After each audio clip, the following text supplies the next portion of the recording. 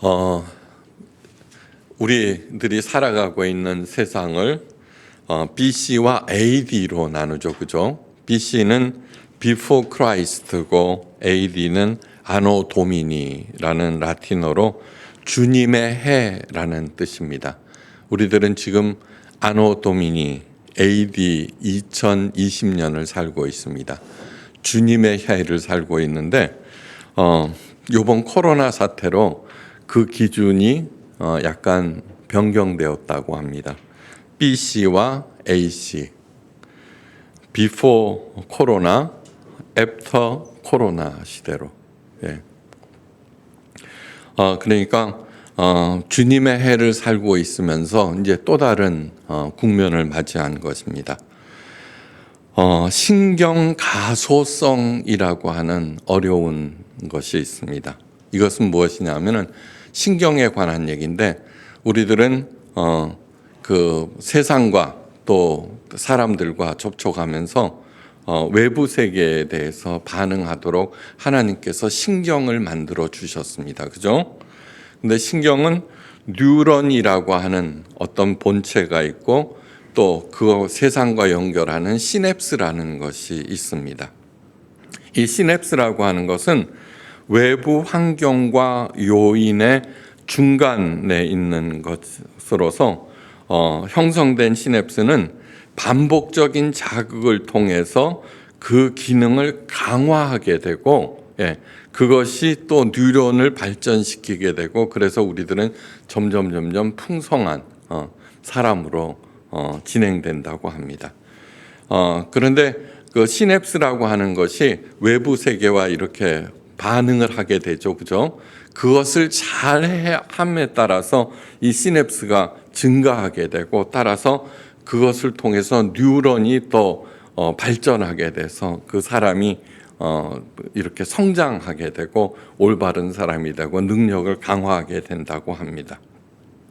그런데 그 시냅스의 그 반응에 따라서 증가하기도 하고 또는 이렇게 깔아앉기도 하는데 이 얘기는 무슨 뜻이냐 하면은 능력보다는 연대가 중요하고요.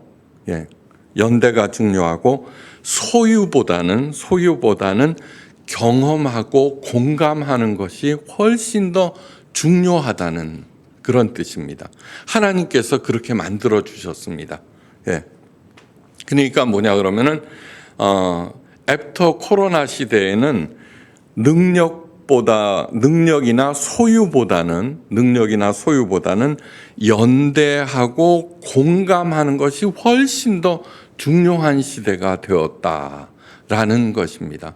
이것은 어떤 새로운 국면을 맞이하는 것이 아니라 우리가 그동안에는 각자의 능력을 극대화시키고 또 소유를 크게 하는 거기에 골몰하는 시대를 살았다라고 하면은 애프터 코로나 시대에는 서로 연대하고 공감하는 것이 훨씬 더 중요한 것이 되었다라는 뜻이고 이 코로나를 통해서 하나님께서 우리들에게 가르치시기를 원하는 것은 바로 연대나 공감이라고 하는 것입니다. 연대나 공감. 그러니까 하나님께서 열어주시는 새 시대를 살기 위해서는 우리들은 언제나 다른 사람과의 관계를 소중하게 생각해야 되고 그 관계를 잘 유지하기 위한 공감 능력을 배양해야 한다는 것입니다. 그런 것들을 통해서 어떻게 되느냐 그러면 아무리 똑똑하고 능력이 있고 많은 소유를 가진 사람들보다 훨씬 더 그 100배, 60배, 30배 그런 풍성한 은혜를 누리게 된다는 것입니다. 그것을 명심하고 언제나 그것을 기준으로 우리 자신을 갖다가 잘 관리해야 할 것입니다.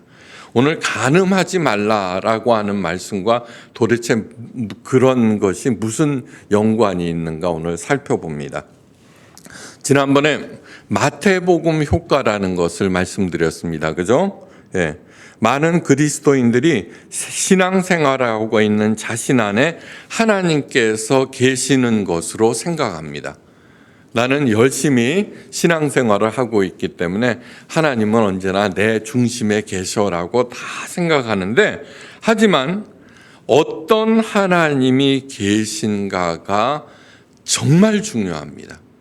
아무리 하나님이 가득하다고 할지라도 엉뚱한 하나님이 계시면 오히려 훨씬 더 악영향을 미치는데, 이 종교라고 하는 특성상 많은 엉뚱한 하나님을 모시는 것이 더 좋은 것으로 생각하게 세상이 흘러갔습니다. 문화나 달란트 비유에 나오는 종들 중에 주인이 맡긴 돈을 땅에 꽁꽁 묻어두었던 가장 시원찮은 종이 주인에게 이런 말을 합니다. 당신은 엄한 사람인 것을 내가 무서워함이라. 당신은 두지 않는 것을 취하고 심지 않는 것을 거두나이다. 네. 이에 대해서 주인께서는 이렇게 말씀하십니다. 악한 종아, 내가 내 말로 판단하노니 너는 내가 두지 않는 것을 취하고 심지 않는 것을 거두는 엄한 사람인 줄을 알았느냐? 무릇 있는 자는 받겠고 없는 자는 그 있는 것도 빼앗기리라. 이렇게 말씀하셨습니다. 바로 이 말씀이 마태복음 효과라고 말씀드렸습니다. 아까 신경 가소성 얘기와 연관시켜서 얘기하면은 이 뉴런이라고 하는 것은 자기 능력이죠. 달란트라고 하는 것은 하나님께 받은 것이죠. 그죠? 그런데 나는 하나님을 엄한 사람으로 생각합니다. 벌을 주고 통제하고 감독, 그것을 묻어두었다는 것입니다. 그것으로 소통하고 공감하지 않고 땅에 묻어두었다는 것입니다. 그러자 그 하나님으로부터 받은 능력으로 아무 열매를 맺지 못하고 오히려 빼앗겨 버린다는 그러한 뜻입니다. 무슨 뜻인지 알겠죠? 그러니까 애프터 코로나, 하나님께서 열어주시는 새 시대에 어떻게 살아야 하는지 가르쳐주는 너무너무 중요한 것입니다. 주상의 성자로 알려진 시몬은 390년에 태어난 사람입니다. AD 390년. AD가 뭐라 그랬죠? 주님의 해라 그랬죠. 그죠? 그런데 이 시몬은 주님의 은혜해를 전혀 살지 못했던 사람입니다. 처음에는 70cm 높이의 기둥에서 수도를 시작합니다. 그 후에 1.2m, 12m, 33m, 40m로 기둥의 높이를 높게 올렸습니다. 그리고 그 위에서 수도 생활을 해서 별명이 주상의 성자가 되었습니다. 근데 왜 그 기둥에서 무려 35년 동안 수행을 하면서 살고 있었는데 그 기둥 위에서 죽었습니다. 왜 그렇게 하였을까? 그것은 무엇이냐 하면은 오늘 본문 말씀을 오해했기 때문입니다. 여자들은 어머니라도 그 기둥 가까이에 오는 것을 허용하지 않았습니다. 여자를 신앙생활의 최고의 적으로 보았고, 그래서는 점점 여자들과 거리를 두려고 그렇게 기둥을 세워서 그 위에서 살았던 것입니다. 그렇게 사는 동안 수많은 사람들이 각국에서 그에게 경배드리러 찾아왔습니다. 과연 시몬은 예수님께서 바라는 삶을 산 것일까요? 또 하나 의문사항이 있습니다. 시몬이 죽고 난 후에 그 자리에 당대 최대의 교회가 세워집니다. 왜 여성을 멀리한 금욕적인 사람을 종교적으로 추앙하는 것일까? 이러한 것들은 모든 종교에서 나타나죠. 그죠? 모든 종교에서 다 나타납니다. 시몬은 하나님으로부터 받은 능력은 누구보다도 큰 사람이었을 것입니다. 그런데 어떻게 돼요? 점점 사람들과 연대하고 또 그 다음에 공감하는 것들을 멀리했죠. 그죠? 이 말씀을 오해했기 때문에. 그러므로 예수님으로부터는 어떤 말을 들어야 했을까요? 이 악한 종아, 그죠? 이 악한 종아, 네가 가지고 있는 것마저 빼앗기리라는 그러한 말씀을 들어야 하는 대표적인 사람들일 것입니다. 오늘 예수님께서 이런 말씀을 하십니다. 음욕을 품고 여자를 보는 자는 다 마음에 이미 간음하였느니라. 이 말씀을 통해서 남자들만 그죠? 문제가 있는 것으로 생각할 것인데 그렇다면은 여자들은 해당 사항이 없는 것일까? 네. 또 하나 뭐예요? 내 오른눈이 너로 실족해 하거든 빼어버리라고 하셨으니까 왼쪽 눈은 해당 사항이 없는 것일까? 그죠? 네. 그러니까 오른쪽 눈을 안대로 가리기만 하면은 예수님의 말씀을 잘 지키는 것일까? 그 다음에 모든 여자들은 아무런 문제가 없는 것일까? 이런 것들이 그 문자적으로 이렇게 해석할 때 나올 것입니다. 신앙이 병들 때라고 하는 E.S. 오츠가 쓴 그 책이 있는데 신앙이 병들 때 어떤 청년이 있잖아요. 자꾸 여자를 그렇게 본다고 그래서 오른 눈을 갖다가 상하게 했어요. 그러니까 이 말씀의 관점에서 보면 그는 신앙심이 매우 좋은 사람이겠죠, 그죠? 그런데 의사는 그를 병원에 이렇게 수용시켜 버렸어요. 성개방 풍조가 만연한 세상에서 오늘 본문 말씀은 시대착오적인 것으로 얼마든지 볼 수 있습니다. 그런데 예수님께서는 이렇게 천명하셨습니다. 천지가 없어지기 전에는 계명의 1.1핵이라도 반드시 없어지지 아니하고 다 이루리라고 하셨습니다. 세상 마지막 날까지 제2계명 간음하지 말라는 것을 유효하며 반드시 완성된다는 그런 뜻입니다. 그렇다면 간음하지 말라는 계명의 완성은 무엇을 의미하는 걸까? 이 말씀만 놓고서 생각할 때 의문에 의문이 꼬리를 물고 정신을 차리지 못할 것입니다. 오늘의 본문의 가르침을 올바로 제대로 이해하기 위해서는 다음 사항을 기억하셔야 한다는 것을 다시 한번 강조드립니다. 첫 번째로 예수님의 모든 가르침은 모든 억압에서 자유케 하기 위함입니다. 즉 양으로 하여금 생명을 얻고 그 생명을 더욱 풍성케 하기 위함입니다. 그러므로 그것을 오해했을 때는 그 삶이 왜곡되고 점점 죽어가고 어떻게 돼요? 하나님의 은혜를 누리지 못하게 됩니다. 둘째로 예수님의 산상수훈은 단계별로 가르치고 계신다는 그러한 뜻입니다. 한 걸음씩 하나님께서 원하시는 삶으로 인도합니다. 그러므로 전 단계의 가르침을 충분히 이해하고 납득하셔야만 합니다. 무엇보다도 마음의 중심에 선하신 하나님, 사랑의 하나님이 계셔야만 합니다. 엄한 하나님, 통제하고 벌주고 감독하시는 하나님 안 됩니다. 내 안에 하나님이 없다면은 별의별 조치를 취한다고 하여도 생각만 복잡해지고 복잡한 것만큼 삶은 꼬이게 됩니다. 왜 바리새인들이 왜 시몬의 성자가 그렇게 행동을 취했냐고 하면은 그의 마음에는 선하신 사랑의 하나님이 안 계시기 때문이죠. 무엇보다도 벌 주시고 그 다음에 감시하시고 감독하시는. 그 바리새인들 중에는 피투성이 바리새인이라는 별명을 가진 사람들이 많았다고 합니다. 왜요? 다른 여자들을 보지 않기 위해서 가다가 기둥에도 부딪히고 벽에도 부딪히고 그래서 피투성이가 되었는데 그 별명을 굉장히 자랑스럽게 생각했고 2134개의 율법 조항 중에는 옆집 담을 얼마만큼 쌓아야 하는지에 대한 계명도 있다고 합니다.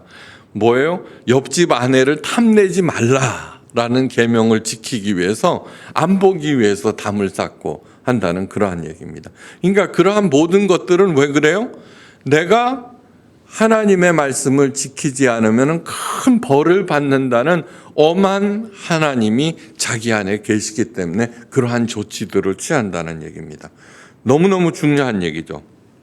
자, 산상수훈을 다시 돌아갑니다. 모든 사람들, 심지어는 자타가 공인하는 가망 없다는 그러한 자포자기한 사람들까지도 아니다, 너희는 여전히 하나님의 자녀로서 복이 있다고 제일 먼저 말씀하셨죠. 그죠? 가난한 자는 복이 있나니, 애통하는 자는 복이 있나니. 예. 그 말씀을 들은 그들은 자신에게 씌워졌던 저주의 굴레를 벗어던지고 한 걸음 하나님 앞으로 나아갔습니다. 예수님은 그들을 향해서 너희는 원래 세상에서 가장 소중한 빛이고 가장 중요한 소금이다라고 말씀하셨습니다. 그래서 빛이신 하나님을 가슴에 품고 또 한 걸음 더 나아갔습니다. 예.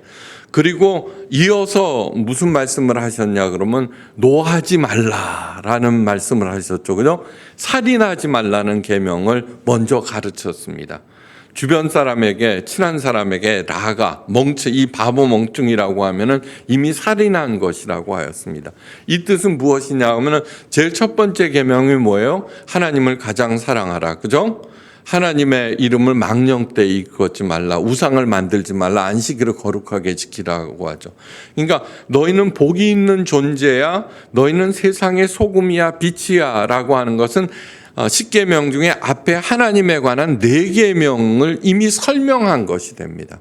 하나님을 가장 사랑하고 또 우상을 만들지 않고, 우상은 뭐예요? 하나님보다 중요한 모든 것들이 우상입니다. 그래서 하나님을 가장 소중하게 생각하고 하나님을 가장 사랑하고 그분만을 믿고 따라가는 사람은 어떠한 상황에서도 복이 있는 사람이고 어떠한 상황에서도 빛이고 소금이라고 하는 것입니다. 그러한 존재로 자기 정체성을 확립시킨 다음에 가르친 것이 살인하지 말라. 예. 살인하지 말라의 핵심은 뭐예요?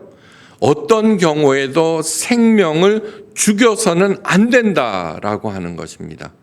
분노와 화. 그것이 무엇이에요? 여러분, 화가 나고 분노가 나면은 가장 먼저 죽는 것이 누구예요? 자기 자신이에요. 그러니까 그러한 것들을 피하라는 얘기입니다.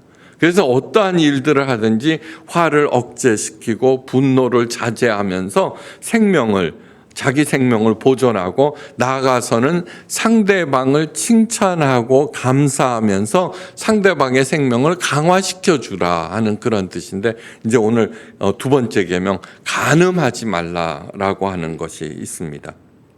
자, 첫째로 여자를 보고 음욕을 품는 자에 관한 것입니다. 이에 대한 올바른 이해가 절대적으로 필요합니다.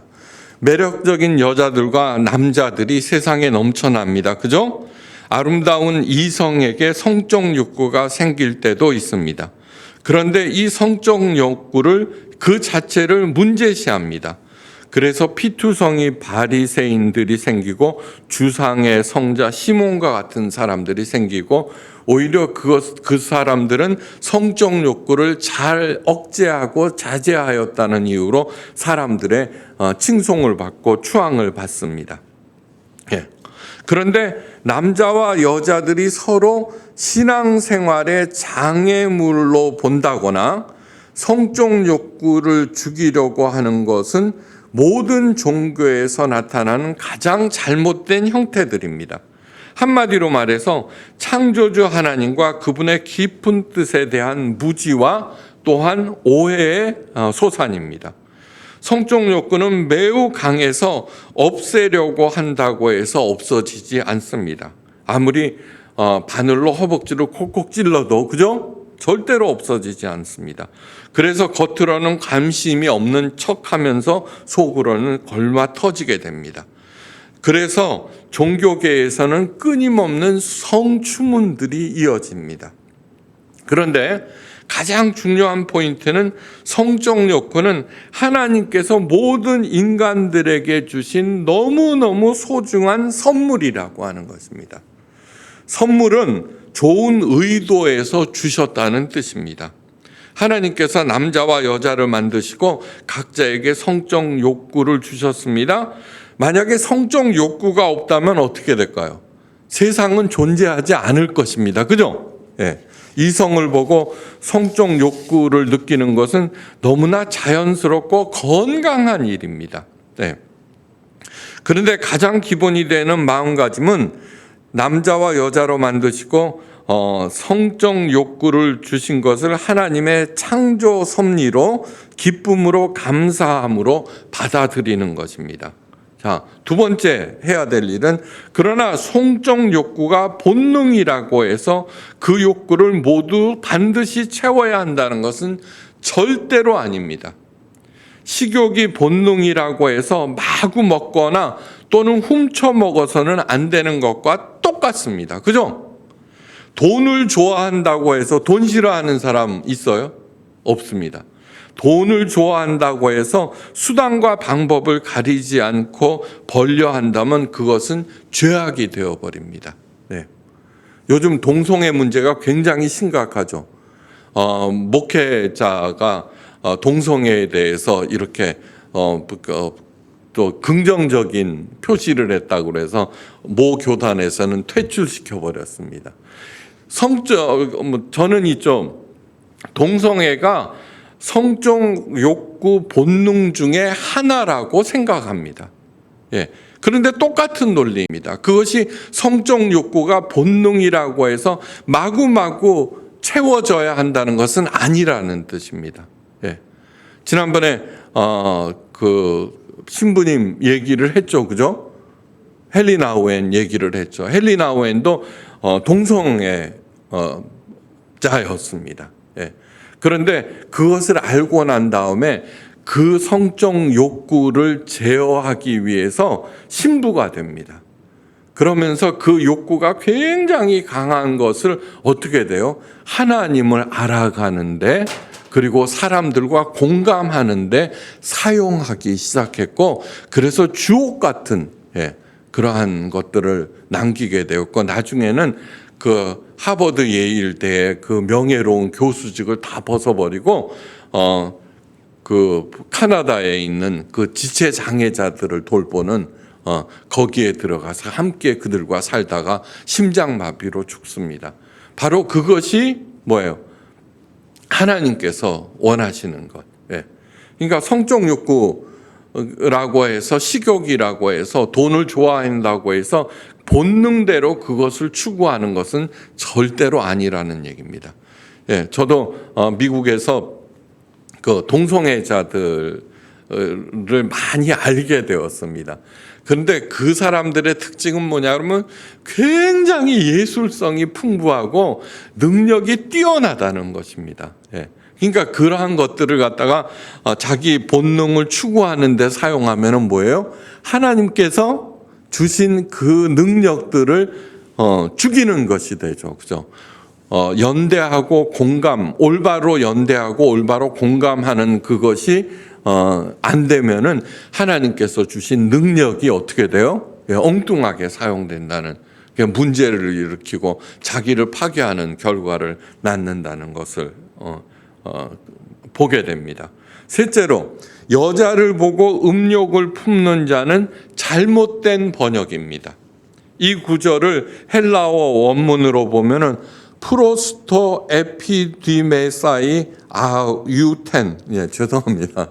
이라고 하는데 이것을 정확하게 번역하면은 무슨 뜻이 되느냐 하면은 음욕을 채울 목적으로 여자를 보는 사람이라는 뜻입니다. 전혀 다르죠, 그죠? 전혀 다르죠. 그러니까 음욕을 위한 음욕으로서 이성을 단지 성적 대상자나 욕구 충족의 대상으로 보는 것이 죄가 된다는 그러한 뜻입니다. 이성을 오직 욕구 충족의 대상으로만 본다는 것은 정말 큰 문제가 아닐 수 없습니다. 예수님께서 지목한 사람은 바로 이런 사람들입니다. 이 점을 명백하게 해야 합니다. 예수님께서 최종적으로 문제 삼으시는 것은 인간 마음의 완악함입니다. 완악함. 즉 마음의 간음. 이것을 경계하라는 것입니다. 당시 사람들은 아내 외에 다른 여성과 육체적 관계만 맺지 않으면 의로운 사람으로 보았습니다. 그래서 그 일만 어떻게 해서든지 피하는 일에 몰두하였고 정작 마땅히 해야 할 일은 하지 않았습니다. 반대로 오늘날에는 욕구를 충족시킬 이성을 찾아 헤매는 일에 몰두하느라 마땅히 해야 할 일을 하지 않는 경향이 많아졌습니다. 어찌되었건 그렇게 하는 동안 하나님의 건강한 자녀로서 마땅히 누려야 할 기쁨과 행복, 의미를 누리지 못하고 마땅히 해야 할 일을 하지 못하고 시간과 생명을 탕진하고 있다는 얘기입니다. 하나님께서는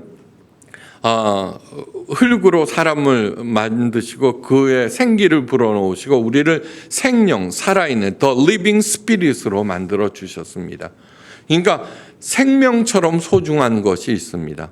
어떤 당위도 생존보다 앞서지 못한다는 그러한 얘기가 있습니다. 그러니까 우리들이 가장 관심을 가져야 하는 것은 나의 생명을 풍성하게 하고 나아가서는 상대방을 살리는 일이 우리가 숨을 쉬는 동안 해야 할 일이라고 하는 것입니다. 만약에 그렇게 하지 않으면 악한 종이 되어버립니다. 예수님은 일상의 삶과 종교 생활을 절대로 구분하지 않으셨습니다. 언제나 말씀드리죠. 예수님의 영성은 현실에 뿌리 박은 그런 영성, 종교와 일상의 그 분리를 절대로 말씀하지 않으셨습니다. 세상의 유혹을 피하기 위해서는 늘 교회에서 기도와 성경 공부에 매진해야 한다는 뜻은 절대로 아닙니다. 일상의 삶에서 예수님의 가르침을 실제로 살아보아서 그 삶이 결과를 맺고 그 결과가 나를 살리고 점점 풍성하게 좋은 결과를 맺는다는 것을 내 삶을 통해서 보여주셔야 합니다. 그것이 하나님께서 원하시는 기독교 삶의 핵심입니다. 예. 인간은 어떤 경우에도 욕구 충족의 수단으로 삼아서는 절대로 안 됩니다. 바로 이것이 간음하지 말라는 예수님의 가르침의 핵심 중의 핵심입니다. 살인하지 말라는 어떻게 돼요? 어떤 경우에도 그 생명을 축소시키고 파괴해서는 절대로 안 된다. 그것이 자신이든 상대방이든. 간음하지 말라는 뭐냐 그러면은 하나님께서 주신 그 생명을 내가 어떤 그 사랑 없이 이용하거나 악용하거나 오용해서는 절대로 안 된다는 그러한 뜻입니다. 성적 대상자로서 나아가서는 착취와 이용의 수단으로서 일신영달과 이익 추구의 수단으로서 삼아서는 절대로 안 된다는 뜻입니다. 네. 저는 담임 목사로서 그동안 오랫동안 살았습니다. 40살부터니까 지금 한 20몇 년을 그렇게 했네요. 그런데 되돌아보면은 있잖아요. 정말로 나는 다른 그 교역자들을 이용한 적이 없는가 되돌아보게 되고, 또 하나는 뭐냐 그러면은 나는 그러면은 이용당한 적이 없는가. 예, 이용당한 적이. 보통은 어떻게 돼요? 상급자가 하급자를 이용해 먹고 착취해 먹는다고 생각하는데 절대로 그렇지 않습니다. 아랫사람도 있죠. 예. 윗사람을 이용해 먹고 악용해 먹는 경우가 얼마나 많습니까? 그죠? 그러니까 오직 진심만이 서로 상대방을, 그것이 상급자이든 하급자이든 서로 살려주는 그런 관계, 정말 귀하고 귀한 관계고 흔치 않은 관계라는 것을 깊이 생각하게 됩니다. 예. 잊지 마십시오. 인간은 어떤 경우에도 욕구 충족의 대상이 되거나 착취와 이용의 수단이거나 일신영달과 이익 추구의 수단으로 삼아서는 절대로 안 된다는 것입니다. 이런 일들이 얼마나 많은지 모릅니다. 오히려 인간을 진정한 사랑의 대상으로 보는 경우가 굉장히 드뭅니다. 여러분, 결혼을 합니다. 결혼할 때 가장 먼저 앞서는 것이 뭐예요? 과연 저 사람과 결혼하면은 나에게 유익이 될까의 여부, 그것도 역시 간음이라고 하는 그 생각의 기본 틀에 잡혀 있다는 것도 잊어서는 안 됩니다. 누구든지 아내를 버리거든 이혼 증서를 써줄 것이라 하였으나 그렇게 하시는 말씀은 당시 여자들은 단지 재산의 일부요 소유의 품목이었습니다. 그래서 마음에 들지 않으면 언제든지 버릴 수가 있었습니다. 나는 당신과 이혼할 거야 3번만 얘기하면은 남자가 자동으로 이혼이 됩니다. 오늘날 중동 국가에서는 그 법이 여전히 유효합니다. 몇 년 전에 외국에 나가서 일하는 아랍 남자가 아내에게 문자로 당신과 이혼할 거야 3번을 썼는데 그것이 유효한 것이냐 아니냐가 법정에서 공방이 있었는데 유효하다는 판결을 받았습니다. 그러니까 여자들 조심하십시오. 예. 심지어는 음식을 태우거나 너무 짜게 만들어도 이혼하는 남자가 있었다고 합니다. 예. 그러니까 그런 것들을 해서는 안 된다라는 얘기가 아니라 예수님께서는 누구든지 음행한 연고 없이 아내를 버리면 이는 저로 간음하게 한 것이요 또 누구든지 버린 여자에게 장가드는 자도 간음함이니라고 말씀하셨는데, 이 말씀은 이혼 절대 불가 방침을 말씀하신 것이 아닙니다. 이 말씀에 담긴 뜻은 무엇이냐 하면은 남녀 모두 자신의 비열함을 자각하고 그것이 얼마나 잘못된 것인지 깨달으라는 그러한 말씀입니다. 하나님께서 주신 선물을 제발 더럽고 추하게 오용하지 말고 사람을 수단으로 보아서는 안 된다는 강력한 촉구입니다. 여기에 대해서 사도 바울이 모든 사람들에게 당부합니다. 남편 된 자들아 이와 같이 지식을 따라 너희 아내와 동거하고 저는 더 연약한 그릇이요 또 생명의 은혜를 유업으로 함께 받을 자로 알아 귀히 여기라. 이는 너희 기도가 막히지 않게 하려 함이라. 너무너무 중요한 말씀입니다. 물건 취급을 받던 아내들을 생명의 유업을 함께 받을 자로 귀하게 여기라는 당부는 당시로서는 경천동지의 말씀이었습니다. 예. 연약한 그릇이라고 하는 뜻은 요즘은 좀 달라져서 매맞는 남편들도 있다고 하는데 육체적으로 남자들이 힘이 세다는 것을 얘기합니다. 오늘도 이 말씀은 계속 유효하면서 이혼이 다반사인 오늘날에는 더욱 중요한 의미를 갖게 되었습니다. 남편과 아내 모두 서로를 생명의 은혜를 유업으로 함께 받을 자를 알고 귀하게 여기셔야 한다는 것입니다. 예. 그렇게 하지 않을 때 그 관계가 깨어질 수밖에 없고 또 함께 살아도 지옥을 사는 것입니다. 네. 또한 청년들도 생명의 은혜를 유업으로 함께 받고 누릴 사람을 찾고 그 사람과 만나야 합니다. 얼마나 능력이 있고 소유를 많이 했느냐, 그것이 기준이 되어서는 안 됩니다. 결혼 조건을 따지는 것은 상대방을 각종 수단으로 생각하는 것이기 때문입니다.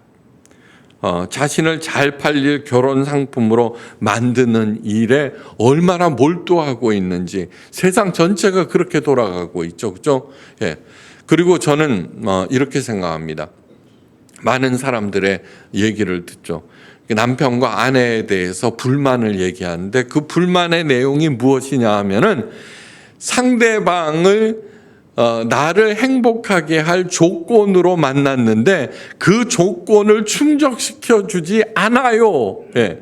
라는 불평과 불만이 99.99%입니다.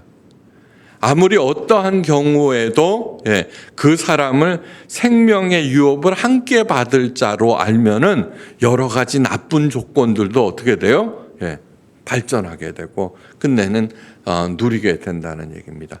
그렇기 때문에 지적과 원망으로 대신에 칭찬과 감사로 하나님의 만복을 향유하라는 그러한 표어를 우리 교회 표어로 만든 것입니다. 자, 둘째, 모든 성경의 가르침은 하나님과의 깊은 사랑의 관계에서 고려되어야 합니다. 예. 하나님께서 주시는 모든 가르침은 모두 우리의 참 행복과 안녕을 위한 것입니다. 이미 말씀드렸습니다. 성적 욕구도 하나님의 큰 선물이라는 얘기입니다. 그 하나님의 큰 선물을 어떻게 해요? 선물로 알고 감사함으로 귀하게 사용하면은 무엇보다도 큰 기쁨을 준다는 것입니다. 사랑하는 자녀들이 불행해지면 부모의 마음이 갈갈이 찢겨집니다. 철이 든다는 것은 부모의 그와 같은 마음을 알게 된다는 것입니다. 참 세상이라고 하는 것은 내가 망가지면 하나님께서 얼마나 슬퍼하실까 하는 생각으로 올바로 사는 것입니다. virtue라고 그러죠.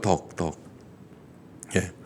덕성을 키워라, 덕을 키워라. 이렇게 덕이라고 하는 것은 헬라어에는 두 가지가 있습니다. 아레테와 디카이오수네. 어려운 것 같지만 이 두 단어는 본질상 큰 차이가 있습니다. 아레테는 인간 자체의 능력과 성취를 강조한 반면에 디카이오수네는 관계를 중시합니다. 예. 아까 뭐라 그랬어요? AC, 애프터 코로나 시대에는 공간과 연대가 중요하다고 그랬죠. 예. 이 아레테라고 하는 것은 자신의 소유와 능력을 강조하는 것입니다. 뭐냐 그러면은 나는 그것은 나쁜 것이니까 내 능력으로 참아낼 거야. 예. 견뎌낼 거야. 이겨낼 거야. 라고 생각하는 것이 아레테입니다. 네. 즉 디카이오스네는 반면에 나는 그 어떤 여자에게도 눈을 주지 않는 경건한 사람이라. 그러므로 나는 의롭다는 것은 아레테이고 내가 다른 사람을 욕구 충족의 대상으로 보아 간음한다면은 하나님께서 얼마나 슬퍼하시고 내 영혼은 파괴된다. 그러므로 나는 그렇게 하지 않겠다는 것이 디카이오수네입니다. 무슨 뜻인지 알겠죠? 나는 내가 만약에 그런 일들을 하면은 내가 더러워지고 나는 그 어떠한 경우에도 나를 갖다가 지킬 거야 라면서 자신의 능력으로 그냥 이렇게 바늘 콕콕 찔러가면서 하는 것은 아레테가 되고, 내가 만약에 그런 일들을 벌이면은 내 사랑하는 그 사람이 얼마나 슬퍼할까, 하나님이 얼마나 슬퍼하실까를 생각하면서 자신을 지키는 것은 디카이오수네입니다. 내 안에 하나님께서 살아계시고 하나님의 마음을 올바로 안다면은 디카이오수네의 길은 자연히 가게 됩니다. 그 길에는 언제나 무엇이 있어요? 긍휼과 용서가 있습니다. 기쁨이 있고 보람이 있는 것이 바로 디카이오수네입니다. 세 번째로 생각할 것은 소극적인 방어 자세를 버리고 적극적인 추구의 자세로 전환해야 합니다. 시몬의 성자가 그 어려운 일들을 한 것은 아무리 대단해 보여도 소극적인 방어 자세입니다. 사도 바울이 적극적인 추구의 자세를 다음과 같이 말하고 있습니다. 에베소서 5장 19절에서 21절 말씀. 시와 찬미와 신령한 노래들로 서로 화답하며, 서로 카톡이나 메시지를 갖다가 그냥 무시하면은 씹는다고 그러죠, 그죠? 거기에 대해서 잘 서로 화답해야 합니다. 서로 화답한다는 게 뭐냐 그러면은 비판하고 그런 것이 아니라 언제나 감사한 마음으로, 고마운 마음으로 이렇게 얘기한다는 것. 너무너무 중요한 얘기입니다. 몸은 멀어져도 마음만은 가까워지라고 했죠, 그죠? 너희 마음으로 주께 노래하며 찬송하며 범사에 우리 주 예수 그리스도의 이름으로 항상 아버지 하나님께 감사하며, 감사하는 마음을 가져야죠. 예, 그 존재 자체에 대해서 감사할 때, 그죠? 함께 있는 것이 얼마나 소중한 것이 됩니까? 그리스도를 경외함으로 피차 복종하는 것, 자기 생각 그런 것들을 주장하고 막 그런 것이 아니라, 오디세우스는 사이렌의 노래에 현혹당하지 않기 위해서 선원들의 귀를 막고 자신의 몸은 돛대에 꽁꽁 묶었습니다. 예, 그리스 신화에 나오는 것이에요. 그 항해 중에 멀리서 너무너무 아름다운 노래 소리가 들려서 사람들은 거기에 현혹되어서 배를 그쪽으로 자동적으로 끌고 가게 돼서, 그런데 거기 암초에 부딪혀서 파산하고 그러는데, 그 노래 소리는 바로 악한 요정 사이렌의 노래였습니다.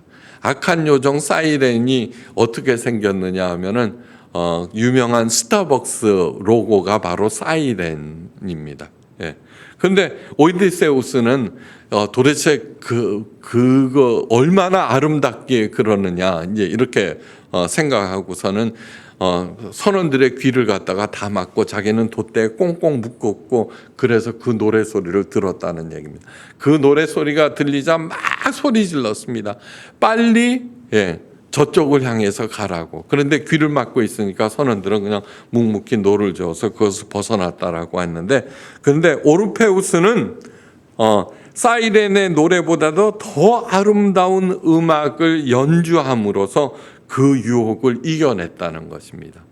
그 노래 소리가 들려올 때 오르페우스는 자신이 아름답게 하프를 연주해서 선원들이 그 아름다운 하프 소리에 귀를 기울이는 동안 사이렌의 노래 소리를 듣지 못해서 그 유혹을 이겨냈다는 것입니다.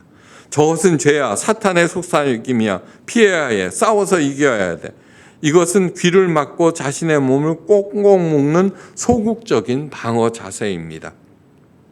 이런 태도가 오늘날 교회 내에서 팽배해 있죠, 그죠? 네.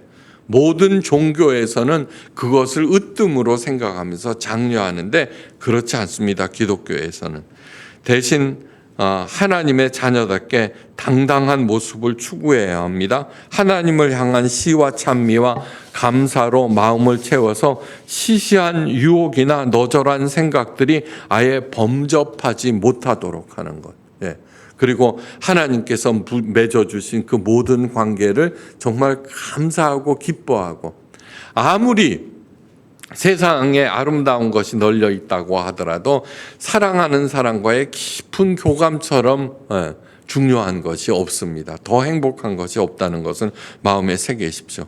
하나님을 사랑하고 그리스도를 경외한 마음으로 그 사랑하는 사람을 피차 존중하면서 서로 감사하면서 이 험한 세상을 이겨나가야 한다는 얘기입니다. 그리고 그 사랑의 범위를 조금 더 넓혀나가는 것이 애프터 코로나 시대를 살아가는데 가장 소중한 마음입니다. 예수님이 누구냐 그러면은 하나님과의 연대와 하나님과의 공감을 확대시키기 위해서 우리들에게 오신 그러한 분입니다. 그죠? 나라는 사람이 있습니다. 세상이 있습니다. 그것을 어떻게 공감하고 연결시켜서 나를 확장할 것인가를 가르쳐 주시기 위해서 오신, 다시 말해서 신경 가소성을 확대시켜서 풍성한 은혜를 누리게 하시기 위해서 오신 것입니다. 우리들은 각자 능력들이 나름대로 다 있습니다. 그것을 갖다가 세상과 연대와 사랑과 공감을 통해서 확대시킬 때 아무리 시원찮은 사람도 어떻게 돼요? 풍성한 삶을 누리게 됐다는 것.